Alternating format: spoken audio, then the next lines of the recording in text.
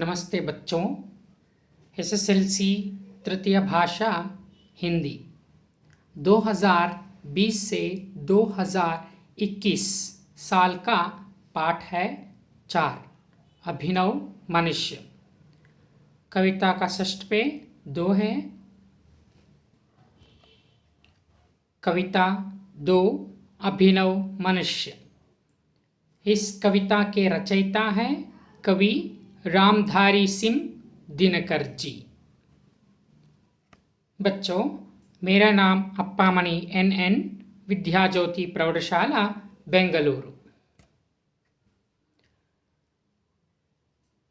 बच्चों, जिस भावचित्र पे हम कवि इस कविता के रचयिता कवि रामधारी सिंह दिनकर जी हैं और कवि का जन्म सन 1908 को बिहार प्रांत के मुंगेर जिले में हुआ है। He was born in 1908 in Bihar of Munger city. और पहले वे रेडियो विभाग में काम करते थे। He was working in radio station. Then after that सरकारी कॉलेज के प्राध्यापक बने। आगे चलकर वे भारत सरकार के हिंदी सलाहकार के पद पर नियुक्त हुए। He is retired from the Hindi Bharat सरकार, इंडियन गवर्नमेंट ऑफ हिंदी सलाहकार, adviser. From that post he is retired. Then his प्रमुख रचनाएं हैं, his important books, ಅವರ ಪ್ರಮುಖವಾದ ರಚನಾ ಪುಸ್ತಕಗಳು ಹೂಂಕಾರ, ರೇಣುಕಾ, ರಸವಂತಿ, समधेनी, धूप चाह, कुरुक्षेत्र, बापू, रश्मिरथी आदि etc. These are the important books which he has written. Then he died in 1974. इनका मरण हुआ है 1974 को हुआ है। ಇವರು 1974 ಮರಣವನ್ನು ಹೊಂದಿರ್ತಾರೆ।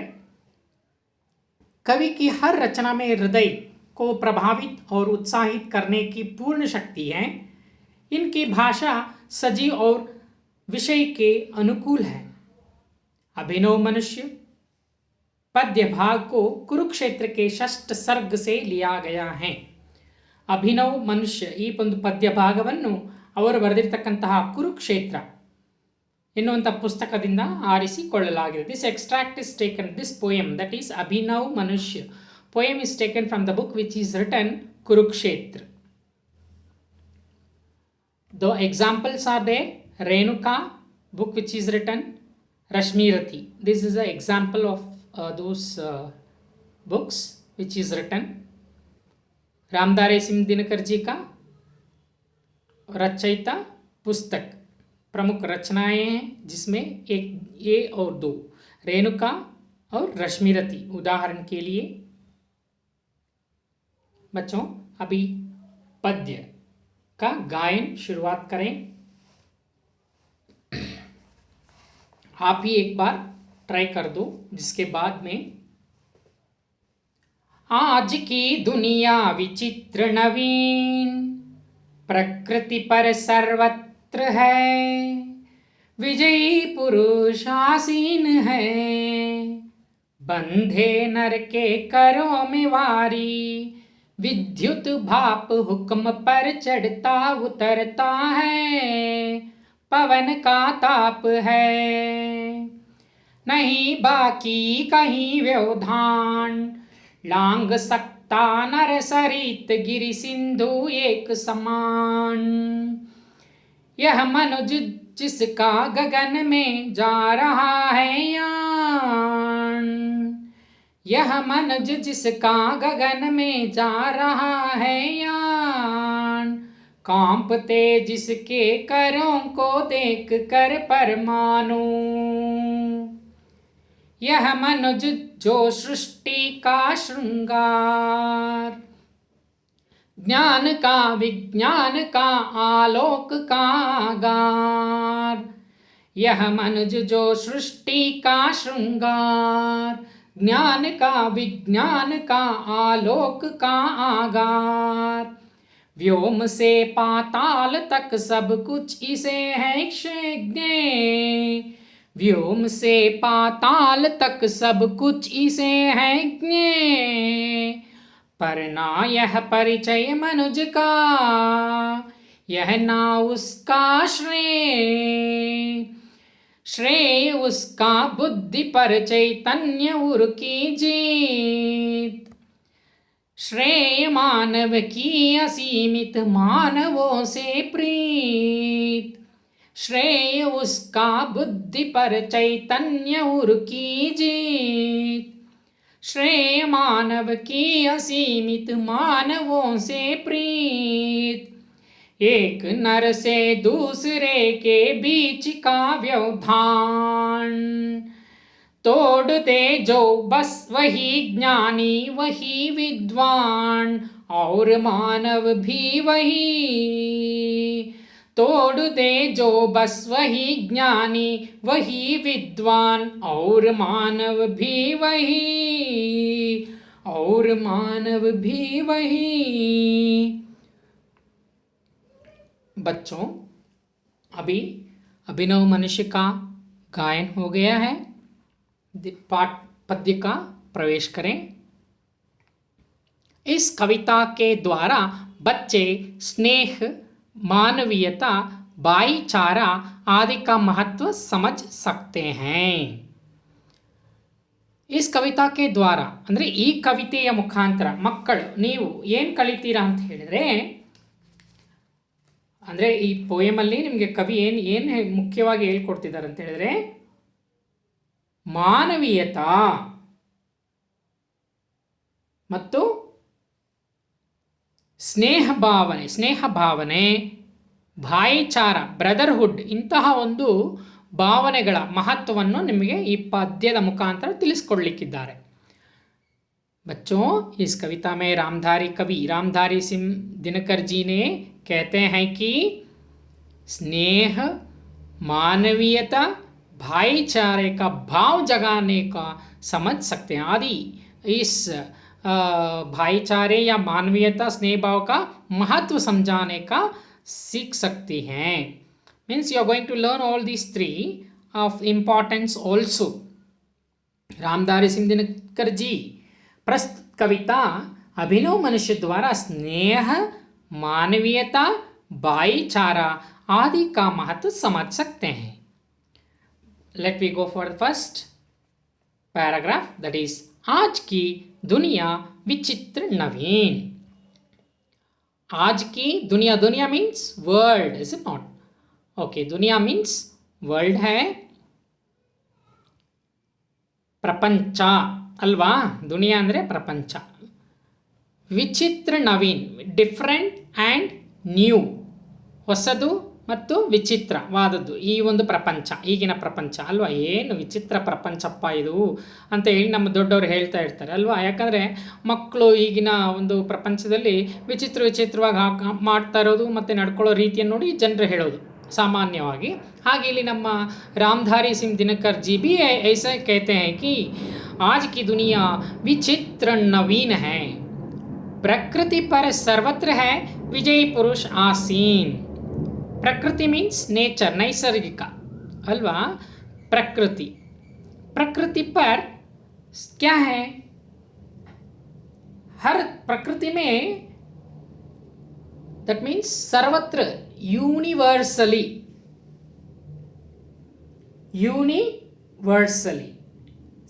ಅಂದರೆ ಪ್ರಪಂಚದಲ್ಲಿ ಎಲ್ಲವೂ ಇದೆ, ಸಕಲವೂ ಇದೆ. ಅದರಲ್ಲಿ ಮನುಷ್ಯ ಏನಾಗಿದ್ದಾನೆ ಅದನ್ನೆಲ್ಲ ಜಯಶೀಲನಾಗಿ ಆಸೀನನಾಗಿದ್ದಾನೆ. He is got victorious from the nature. Victorious. ಆಸೀನ್ ಮೀನ್ಸ್ ಸೆಡೆಂಟರಿ, ಹೀಗೆ ಕುಳಿತಿದ್ದಾನೆ. ಬಂದೆ ನರ್ಕೆ ಕರೋಮೆ ವಾರಿ ವಿದ್ಯುತ್ ಭಾವ್. ಬಂದೆ ಮೀನ್ಸ್ ಟೈಡ್ ಅಪ್, ನರ್ ಅಂದರೆ ಮನುಷ್ಯ, ಕರೋ ಅಂದರೆ ಕೈ, ಹಾತ್. ವಾರಿ ಮೀನ್ಸ್ ವಾಟರ್, ವಿದ್ಯುತ್ means electricity, hydroelectric power station, this is just for example. And भाप means vapor, ಹುಕುಂ ಪರ್ ಚಡ್ತಾ ಉತ್ತರ್ತಾ ಹೈ, ಇದೆಲ್ಲ ಮಾನವನ ಕೈಯಿಂದ ಅವನ ಒಂದು ಆಜ್ಞೆಯ ಅನುಸಾರವಾಗಿ ಅದು ಆನ್ ಆಗೋದು, ಆಫ್ ಆಗೋದು. ಈಗ ನಾವು ಫ್ಯಾನ್ ಬೇಕು, T V switch T V ಬೇಕು, ಆನ್ ಮಾಡ್ತೀವಿ. ಹಾಗೆ ನೀರು ಟ್ಯಾಪಿಂದ ಬೇಕು, ಆನ್ ಮಾಡ್ತೀವಿ. Is it not? This all happens through by the human hand, is not? पवन का ताप है नहीं बाकी कहीं व्यवधान. I told you hukum means order, right? Then pavan means air, vayu. Tap andre heat, tapaman, heat, tapa. Vyavadhan means interruption. So now in this para he is telling that, what is telling? The poet explains that the man should learn honesty in life. He can conquer the nature. He can conquer the nature. But living in humanity is very important. He should love others. He should not be cruel or selfish. He should treat others equal. ಅಂದರೆ ಏನು ಹೇಳಕ್ಕೆ ಬರ್ತಿದ್ದಾರೆ ಅಂತ ಹೇಳಿದ್ರೆ, ಕವಿ ರಾಮಧಾರಿ ಸಿಂಗ್ ದಿನಕರ್ಜಿ ಅವರು, ಇಂದಿನ ಯುಗ ವೈಜ್ಞಾನಿಕ ಯುಗ, ಆಧುನಿಕ ಯುಗ ಎನಿಸಿದ್ದು ಒಂದು ರೀತಿಯ ವಿಚಿತ್ರ ಯುಗವಾಗಿದೆ ಎಂದು ಹೇಳಬಹುದು. ಏಕೆಂದರೆ ಎಲ್ಲೆಡೆ ಅಂದರೆ ಮನುಷ್ಯ ಪ್ರಕೃತಿಯ ಮೇಲೆ ತನ್ನ ಅಧಿಕಾರವನ್ನು ನಡೆಸುತ್ತಿದ್ದಾನೆ. Is ruling on nature. ಇಂದು ಮಳೆ, ವಿದ್ಯುತ್, ಮಳೆ ಅಂದರೆ ವಾರಿ, ವಿದ್ಯುತ್ ಅಂದರೆ ಎಲೆಕ್ಟ್ರಿಸಿಟಿ ಅಲ್ವಾ? ಏನು ಮಾಡ್ತಿದ್ದಾನೆ? ಆವಿ ಅಂದರೆ ವೇಪರ್, ಎಲ್ಲವೂ ಮಾನವನ ಮುಷ್ಟಿಯಲ್ಲಿದೆ. ಮುಷ್ಟಿಯಲ್ಲಿ ಕೈಯಲ್ಲಿದೆ. ಗಾಳಿ ಬಿಸಿಲುಗಳ ಮೇಲೂ ಮನುಷ್ಯ ತನ್ನ ಅಧಿಕಾರವನ್ನು ನಡೆಸುತ್ತಿದ್ದಾನೆ. ಅಲ್ಲಿ ಮಾತ್ರ ಅಲ್ಲ, ನಹಿ ಬಾಕಿ ಕಹಿ ವ್ಯವಧಾನ್, ಲಾಂಗ್ ಸಕ್ತ ನರಸರಿತ್ ಗಿರಿ ಸಿಂಧು ಏಕ್ ಸಮಾನ್. ಇಷ್ಟರ ಮಾತ್ರವಲ್ಲ, ಇಂದು ಮನುಷ್ಯ ವಿಶಾಲವಾದ ಸಮುದ್ರವನ್ನು, ಎತ್ತರವಾದ ಗಿರಿ ಶಿಖರಗಳನ್ನು ಬಹಳ ಸುಲಭವಾಗಿ ದಾಟಿ ಮುಂದೆ ಹೋಗಬಲ್ಲವನಾಗಿದ್ದಾನೆ. ಅವನೀಗ ಎಲ್ಲ ಕಡೆ ದಾಟಿ ಹೋಗ್ಲಿಕ್ಕೆ ಸಿದ್ಧ ಆಗ್ಬಿಟ್ಟಿದ್ದಾನೆ. ಯಾವುದೇ ಬಾಕಿ ಅಲ್ಲ ಅಲ್ವಾ? ಓಷನ್ ಆಗಿರ್ಬೋದು, ನದಿ ಆಗಿರ್ಬೋದು, ಶಿಖರ, ಬೆಟ್ಟ, ಎವ್ರಿಥಿಂಗ್ ಈ ಕ್ಯಾನ್ ಪಾರ್ ಕರ್ ಸಕ್ತೆ ಹೇ. ಅವನು ಎಲ್ಲವನ್ನು ದಾಟಿ ಹೋಗಬಲ್ಲ. ನೀರಿನಲ್ಲಿ ಮುಳುಗಿ ಒಳಗಡೆ ಏನಿದೆ ಅಂತ ನೋಡಬಲ್ಲ. ಮತ್ತು he can also climb the mountains. So such kind of knowledge he is having. The next paragraph, यह मनुज जिसका गगन में जा रहा है यान, कांपते जिसके करों को देखकर परमाणु. Means कवि was telling, कवि ऐसे कहते हुए कि आज पुरुष प्रकृति पर अपना अधिकार प्राप्त कर चुका है. आज हवा, जल, विद्युत, भाव सभी को मानव अपने मुट्ठी में बांध रखा है. मनुष्य प्रकृति पर हुक्म चलाने लगा है. पवन तथा ताप भी मनुष्य को हुक्म पर पालन करने लगे हैं. आज मनुष्य बहुत ही आसानी से समुद्र, पर्वत आदि को पार कर सकता है. जैसे कहते के समय यह कहते हैं कि आज गगन में यान करने वाला मनुष्य को देखकर परमाणु भी कांपने लगते हैं. ಮೀನ್ಸ್ ಇವತ್ತು ಗಗನದಲ್ಲಿ ಯಾನ ಮಾಡ್ತಿರ್ತಕ್ಕಂತಹ ಮನುಷ್ಯನ ನೋಡಿ ಪರಮಾಣು ಕೂಡ ಏನು ಮಾಡುತ್ತೆ? ನಡುಗುತ್ತಿದೆ. They are also getting fear. क्योंकि यह परमाणु भगवान की सुंदर सृष्टि क्षण मात्र में नाश कर देता है. Nuclears, it will be get exploited very quickly. This is by the nature ಅಲ್ವಾ? ಇದು ನಮ್ಮ ಒಂದು ಸೃಷ್ಟಿ ನಿಯಮ. ಇದನ್ನು ಹಾಳು ಮಾಡೋದು ಯಾರು? ಮಾನವ, ಮನುಷ್ಯ. ಅದಕ್ಕೆ ಅವು it is get fear. So ಅದು ಏನು ಮಾಡುತ್ತೆ? ಭಯಪಡುತ್ತೆ ಅಲ್ವಾ? ಅದನ್ನೇ ಹೇಳಿದ್ರು. ಇಂದು ಮನುಷ್ಯ ನಡೆಸುತ್ತಿರುವ ಗಗನಯಾನವನ್ನು ಕಂಡು ಪರಮಾಣುವು ಅದು ಕೂಡ ನಡುಗುತ್ತೆ. ಇಂದು ಮನುಷ್ಯ ಸೃಷ್ಟಿಯ ಶೃಂಗಾರವನ್ನು, ಅದರ ಜ್ಞಾನ ವಿಜ್ಞಾನವನ್ನು, ಅದರ ಪ್ರಕಾಶ ಎಲ್ಲವನ್ನು ಗ್ರಹಿಸಿ ತನ್ನ ಅನುಕೂಲತೆಗೆ ತಕ್ಕಂತೆ ಮಾರ್ಪಾಡು ಮಾಡಿಕೊಂಡಿದ್ದಾನೆ. ಅಂದರೆ ಪ್ಯಾರನಲ್ಲಿ ಏನು ಹೇಳ್ತಿದೆ ನೋಡಿ, ಅವನು ಹೋಗ್ತಾ ಇದ್ದಾನೆ, ಗಗನದಲ್ಲಿ ಯಾನವನ್ನು ಮಾಡ್ತಿದ್ದಾನೆ. ಇವನ್ನೆಲ್ಲ ನೋಡಿರ್ತಕ್ಕಂತಹ ಈ ಪರಮಾಣು ಅಂದರೆ ನ್ಯೂಕ್ಲಿಯರ್ಸ್ ಏನು ಮಾಡುತ್ತೆ, ಕೋಪಗೊಳ್ಳುತ್ತೆ, ನಡುಗತ್ತೆ, ಭಯಪಡ್ತವೆ ಅಲ್ವಾ. ಪರಮಾಣು ಅಂದರೆ ನ್ಯೂಕ್ಲಿಯರ್.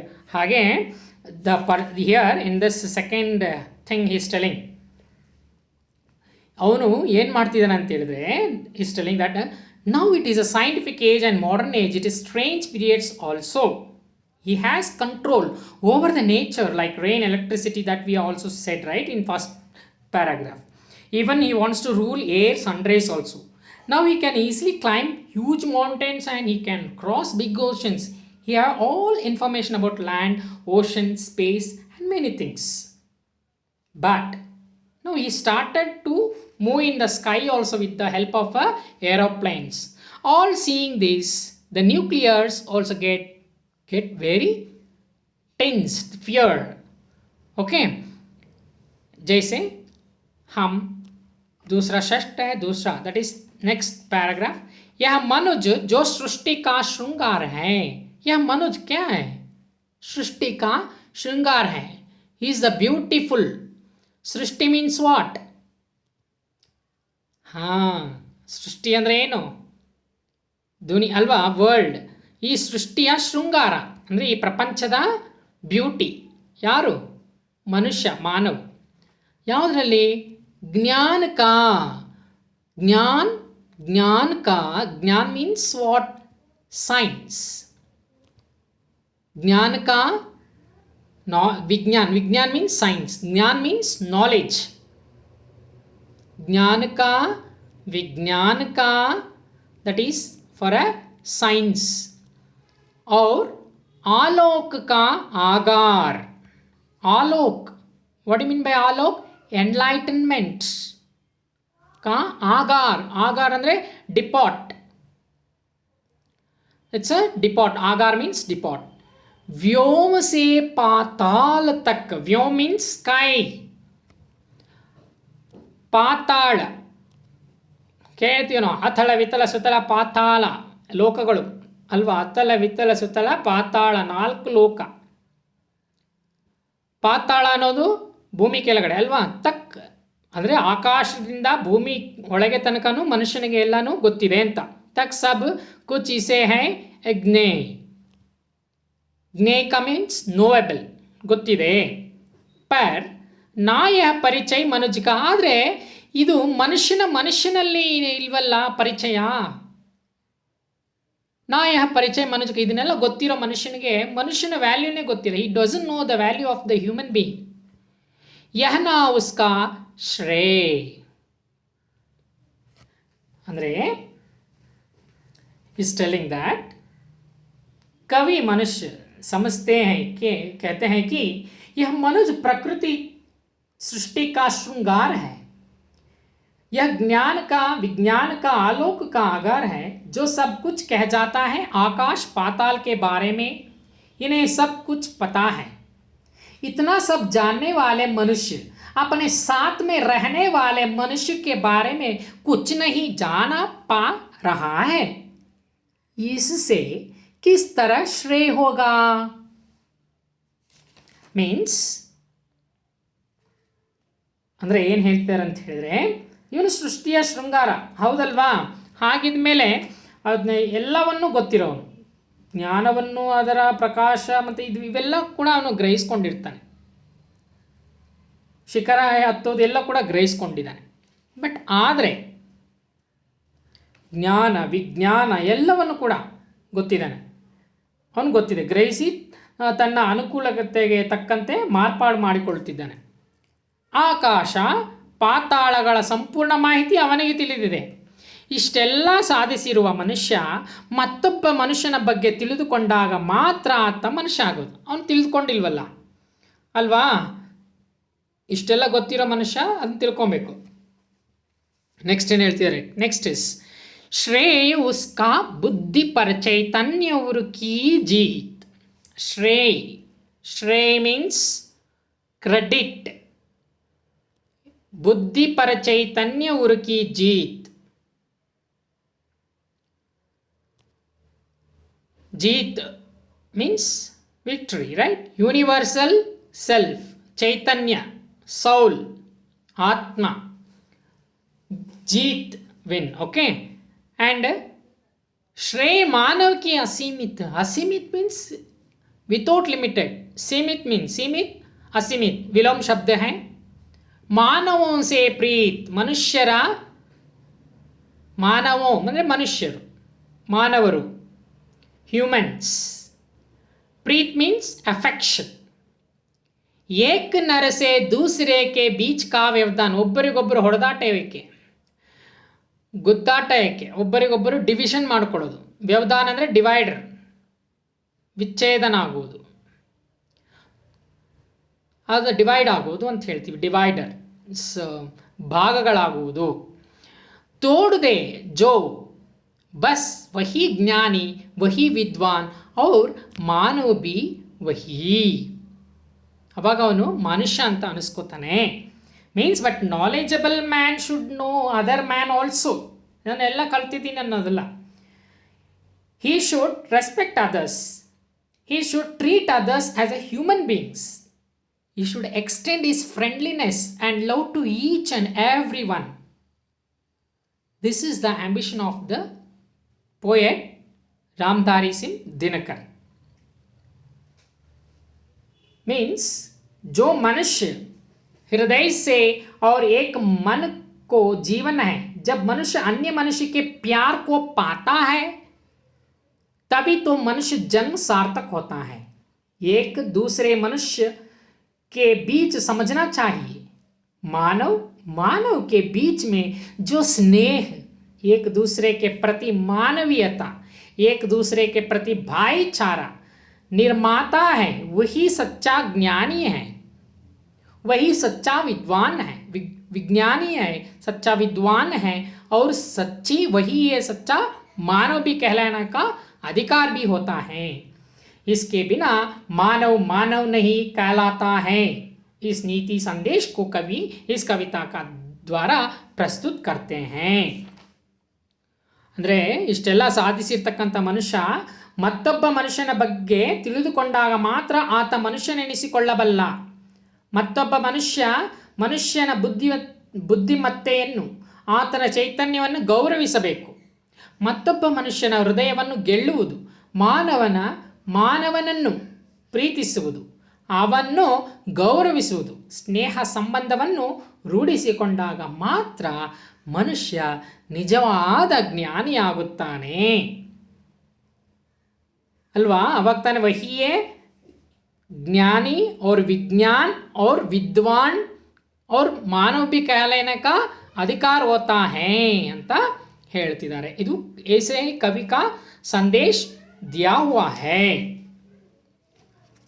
और कविता का आशय है कि इस पद्यभाग में वैज्ञानिक युग में और आधुनिक मानव का विश्लेषण हुआ है। कवि दिनकर जी इस कविता द्वारा यह संदेश देना चाहते हैं कि आज के मानव ने प्रकृति के हर तत्व पर विजय प्राप्त कर ली है, परंतु कैसी विडंबना है कि उसने स्वयं को नहीं पहचाना, अपने भाईचारे को नहीं समझा। प्रकृति पर विजय प्राप्त करना मनुष्य की साधना है। मानव के बीच स्नेह का बांध बांधना मानव की सिद्धि है। जो मानव दूसरे मानव से प्रेम का रिश्ता जोड़कर आपस की दूरी को मिटाए, वही मानव कहलाने का अधिकारी होगा। और अभिनव मनुष्य पद्य संपूर्ण है। अभी बच्चों याद दिलाने के संकेत हैं। इस पद्य में क्या क्या याद रखना? पहला है, इस कविता के द्वारा कवि बच्चों में स्नेह भाव, भाईचारा, मानवीयता आदि भावना जगाना चाहते हैं। नेक्स्ट, आज की दुनिया विचित्र और नवीन है। सबको मालूम है ना, आज की दुनिया विचित्र और नवीन है। तीसरा, थर्ड वन, मानव प्रकृति के हर तत्व पर विजय प्राप्त कर लिया है। नेक्स्ट, उसके एक हुक्म पर पानी, विद्युत और भाप आता जाता है, उतरता चढ़ता, जैसे, है ना। नेक्स्ट, आज का मानव नदी सागर को पार कर सकता है, पहाड़ों पर भी चढ़ सकता है। It's not, he can across river and ocean and also mountains. आकाश में उसका यान पहुंच सकता है, किसी ग्रह पर वह पहुंच सकता है। He can go to a sky, to any of what? Graha. Any of the solar system also he can reach. Next, मानव के हाथों को देखकर परमाणु भी कांपता है। मानव के हाथों क्या करते हैं? परमाणु देखकर कांपते हैं कि कहीं वह प्रकृति के किसी भाग को उड़ा ना दे। मनुष्य तो सृष्टि का श्रृंगार है, उसमें ज्ञान, विज्ञान और प्रकाश का आगार है। मानव आकाश से पाताल तक सब विचारों को जानता है ना बच्चों? आकाश, पाताल और सबका विचार मानव जानते हैं। आज का मानव, मनुष्य की यह जानकारी ही उसकी महानता नहीं है। Getting knowledge is not important. मानव की महानता वह है जो अब दैट इज अपनी अवर बुद्धि बल से अधिक मन की भावनाओं पर अंकुश डालकर जिए। यश उसी का अंकुश में रखकर अपने हृदय को पहले जीत सकता है। जो मानव दूसरों की भावनाओं को समझ सकता है, दूसरों के लिए सचेता, दूसरों के लिए क्या करना? सोचता है, सोचना, और वही मानव कहा लेने का अधिकार होगा। He should think of other human being also. Then only he'll be also called as he's a human. That is humanism is in his heart. There is a humanism also is there. Like that we can think, and we can call he's a human. मानव भी वही है, ज्ञानी भी वही है, विद्वान भी वही है, जो दूसरों की भावनाओं समझकर उनके साथ अच्छे व्यवहार करता है। So then only we can call he's a human, he's a skilled person, he's a like that we can call ज्ञान, विज्ञान, like that, और ज्ञानी, विद्वान, what we say that we can call. Okay बच्चों, धन्यवाद। आज का कक्षा संपूर्ण होगा। अभिनव मनुष्य। Thank you children.